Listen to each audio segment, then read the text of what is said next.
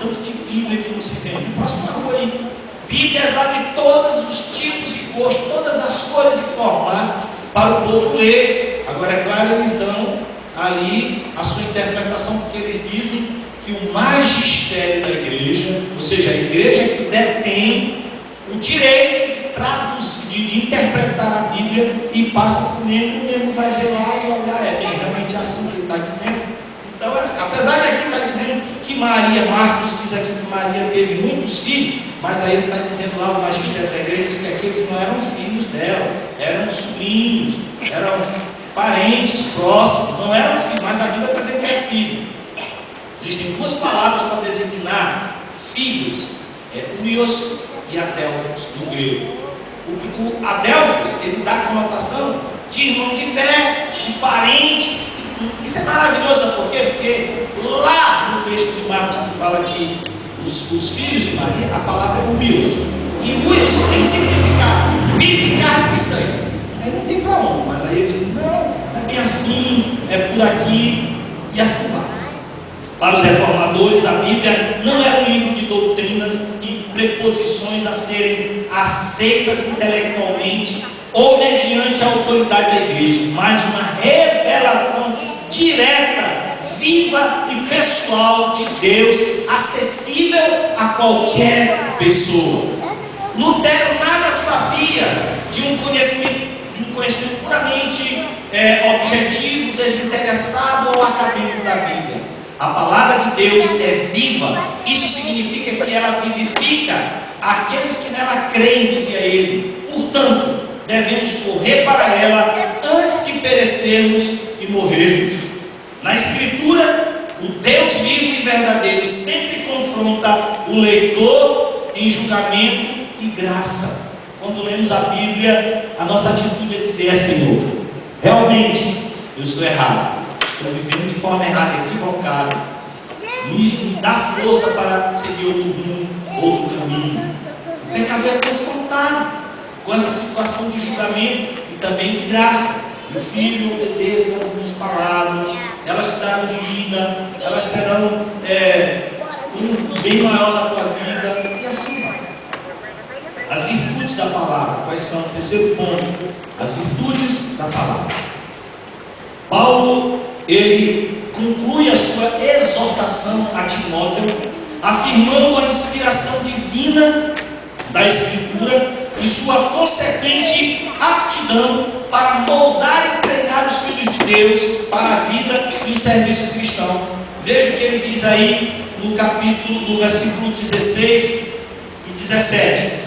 Toda a Escritura é inspirada por Deus e útil para o ensino, para a repreensão, para a correção, para a educação na justiça, a fim de que o homem de Deus seja perfeito e perfeitamente habilitado para toda boa obra. A Escritura é útil para ensino, para repreensão, correção, educação. Lá na nossa igreja temos uma irmã, 74 anos de idade, a irmã Maria dos Remédios. A irmã Maria, ela aprendeu a ler na Bíblia. Incrível. Uma neta dela deu algumas instruções, uma neta pequena, ensinou o beabá, mas ela aprendeu a ler a Bíblia. Tanto é que hoje ela lê a Bíblia. Dificilmente ela lê outra coisa. Mas a Bíblia ela lê. Às vezes eu faço um teste. Irmã, vamos abrir aqui, irmã Maria lê para nós aí o primeiro versículo. Ela vai lá tranquilamente. 74 anos de idade. Aprendeu isso tem uns 10 anos atrás.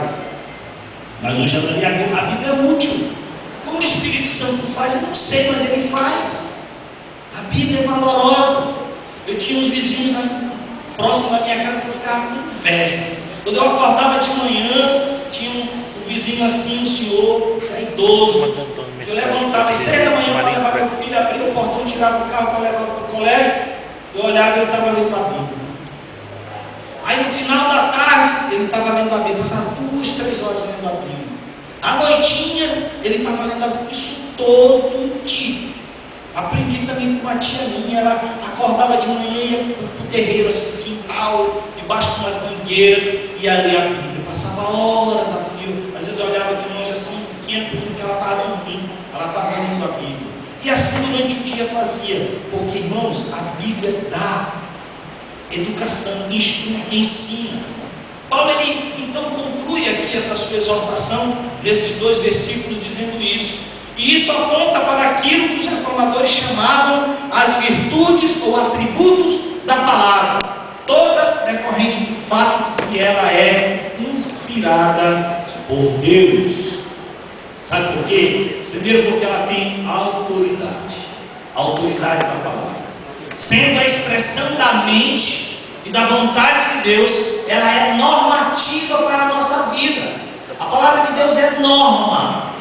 O que é pecado aqui, é pecado em todo lugar do mundo, porque a Bíblia diz que é norma. Então ela é normativa para a nossa vida e para a nossa fé. A confissão de fé de Westminster, a autoridade da Escritura Sagrada, razão pela qual deve ser crida e obedecida, não depende do testemunho de qualquer homem ou igreja, mas depende somente de Deus, que é o seu autor.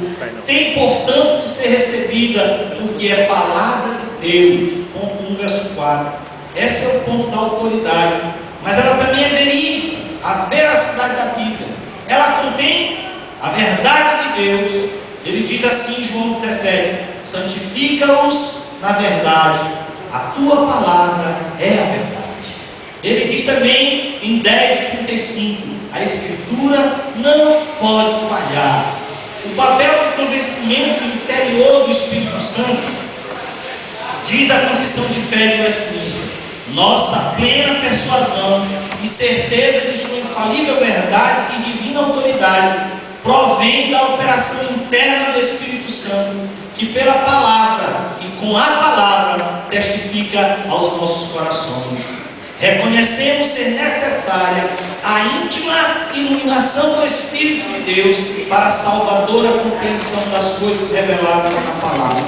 Daí, irmãos, a necessidade de oração associada à leitura da Bíblia. Ou seja, vamos ler a Bíblia. Não temos que ir para os nossos pressupostos, aquilo que ouvimos na TV ou lemos no livro, mas dizer: Senhor, ilumina a minha mente para que eu compreenda. É trabalho do Espírito Santo. A Bíblia diz que o trabalho do Espírito Santo é convencer o homem do pecado, da justiça e do juízo. E isso ele faz quando nós estamos lendo a sua santa e magnífica palavra. Ela também é eficaz. Ela produz os efeitos que Deus deseja.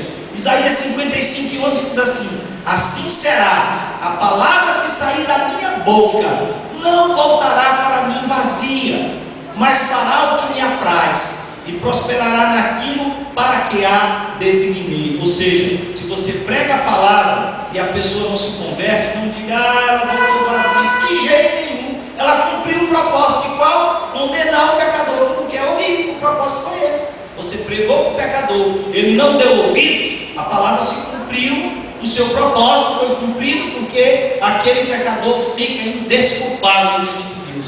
Se ele abrir o seu coração ouvindo a palavra, atender a voz do Espírito, a palavra cumpriu o seu propósito de salvar. Por isso que ela diz aqui: não voltará para mim vazia. Ela vai cumprir o seu propósito. 1 Pedro 1:23 diz assim: pois foste regenerado, não de semente corruptível, mas de incorruptível, mediante a palavra de Deus, a qual vive e é permanente. Também em 1 Tessalonicenses 2:13 diz: tendo vós recebido a palavra de Deus que de nós ouvistes, que é de Deus, acolhestes, não como palavra de homem, e sim como em verdade é a palavra de Deus, a qual com efeito está operando eficazmente em vós, os que credes. E ela, por fim, é suficiente. Ela contém tudo o que necessitamos para o conhecimento redentor de Deus e para a vida espiritual. Hoje, Deus, vejam bem o que eu vou falar aqui. Deus hoje fala somente pela palavra escrita.